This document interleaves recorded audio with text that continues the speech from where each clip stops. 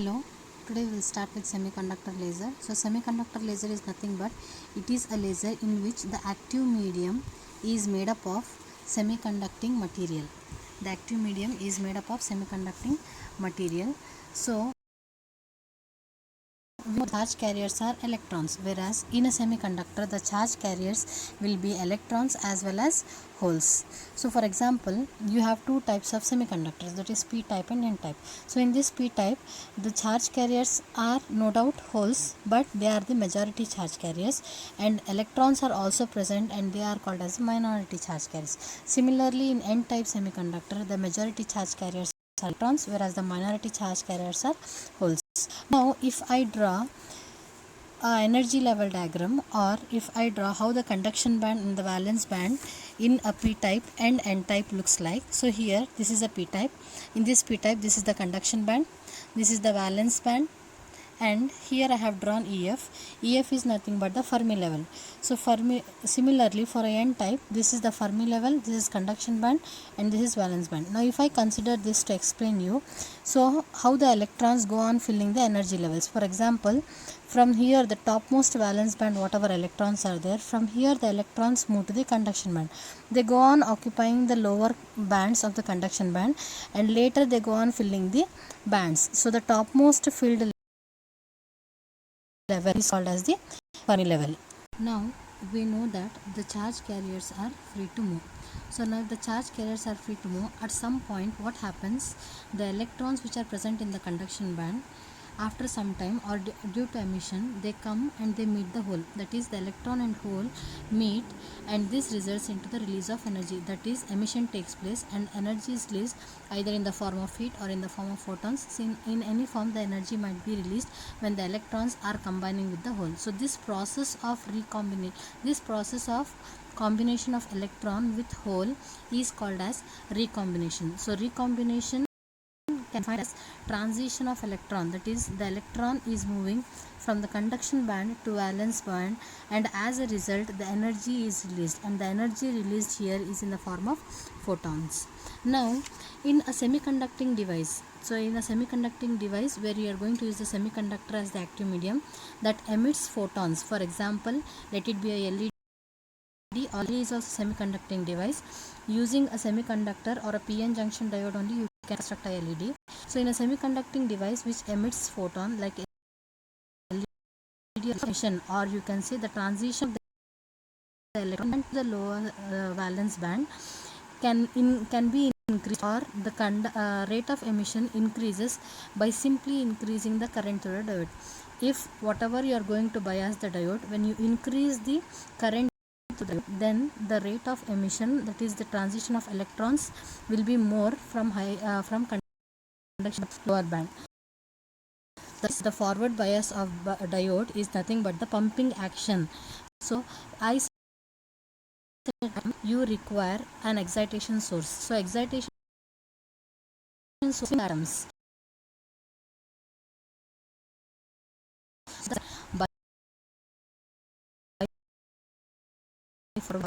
that will result into the pumping action. Here the metastable states in CO2 laser, we had metastable states, hydrogen gas, where metastable states were present, but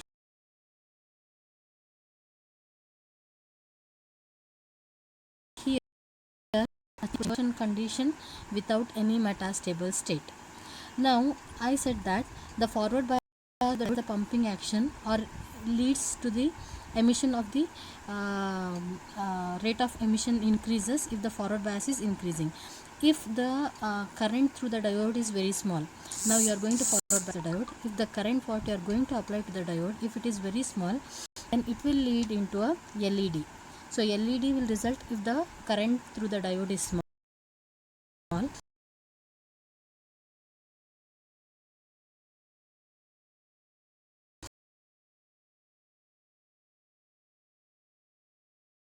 Current threshold, it will be just a LED.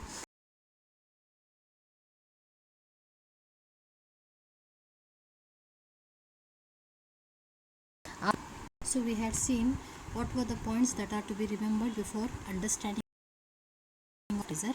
Now we will see the construction and working of a semiconductor laser. So in the concept here. So in the figure you can see I have taken a semiconductor, so that is P as well as N type semiconductor. Biased it. First what I do, I consider a single crystal of gallium arsenide. So this entire thing is a single crystal of gallium arsenide. Why I am using gallium is it is oldest of all, or you can say earliest of all, that is it is very old material. It has very high reflectivity.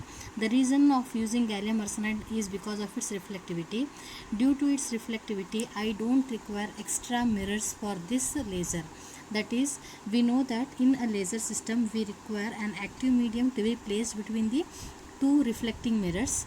So now I want two reflecting mirrors. If I use gallium arsenide and polish the surfaces of the gallium arsenide, those polished surfaces will act like mirrors to that semiconducting laser. So now this gallium arsenide laser, it consists of a single crystal of gallium arsenide. So now this single crystal of gallium arsenide, what I am going to do, this top part which is present, I am going to dope it to get a p-type semiconducting material, that is p-type gallium arsenide, and the lower material whatever is present I am going to dope it so that I get a n-type semiconductor.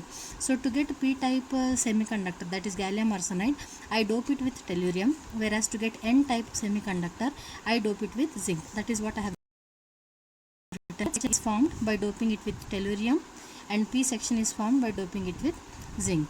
So the reason why I am taking tellurium and zinc is because I want to get more number of dopant atoms per centimeter cube. So if I dope this n section and p section with tellurium and zinc respectively, I get dopant atoms of 10 to the power of 17 to 10 to the power of 19 atoms per centimeter cube. That is, more and more number of free electrons and holes can be obtained if I dope with these materials.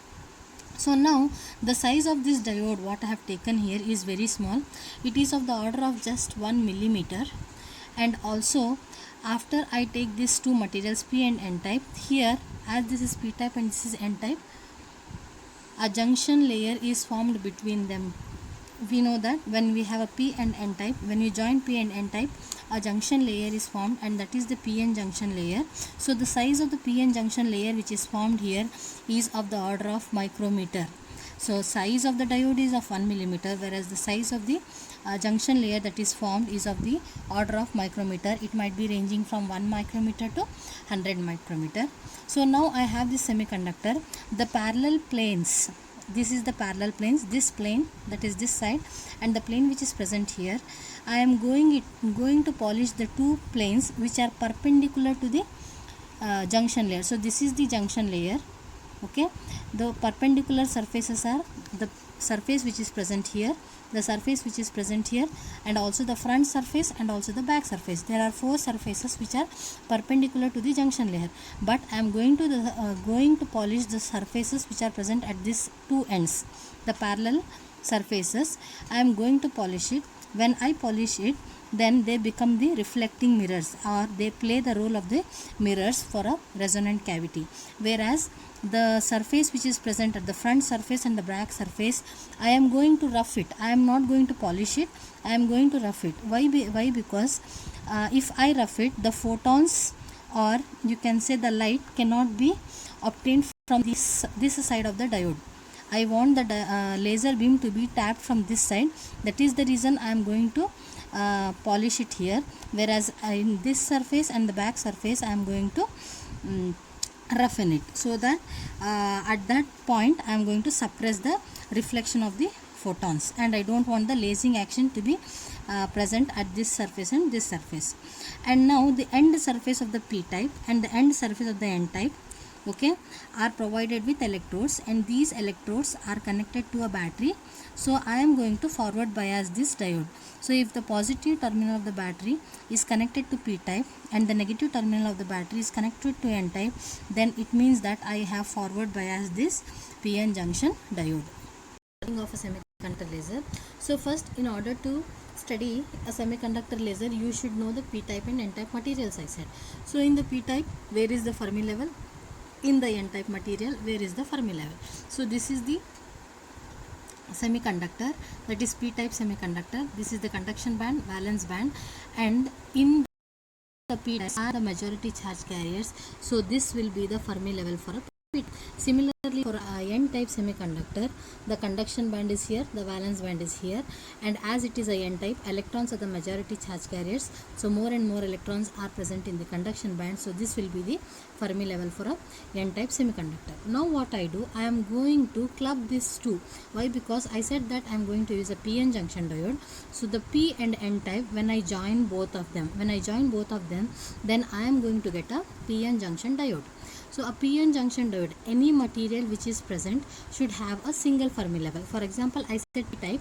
When I take separately P type, you have one EF. When I take separately N type, I have another EF. But when I join them, I get a single device, that is a PN junction diode. So for that PN junction diode also, I should have only a single EF. It is not possible that two EF should be present for a PN junction diode. So when I join them, then I get this. That is what I do, I just bring these two, that is P and N, together, and as I have one EF, raise this EF upper to up level wherever this EF is there. When I raise this, I get this figure.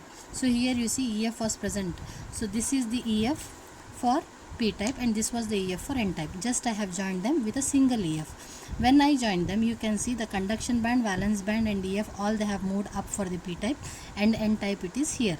Now what I do, the conduction band is joined with the conduction band and the valence band is joined with the valence band. So now whatever the triangle is formed here, what you can see, it is nothing but the potential well, or you can see the quantum well where the electrons are present. Why? Because this is the conduction band. So in this, electrons are present, and here in this triangle the holes are present. Now this is an unbiased diode, that is I have not forward biased or neither I have reverse biased the diode, just I have formed a PN junction unbiased diode, and this is the energy level diagram for the unbiased PN junction diode. Now in our semiconductor laser, we are going to forward bias the diode. So when I forward bias, what happens, more and more electrons from the conduction band move into the junction layer, and more number of holes from the valence band move into the junction layer. So this is the junction layer or the depletion layer which is formed. So when you forward bias, the width of the depletion layer decreases, and well as more and more electrons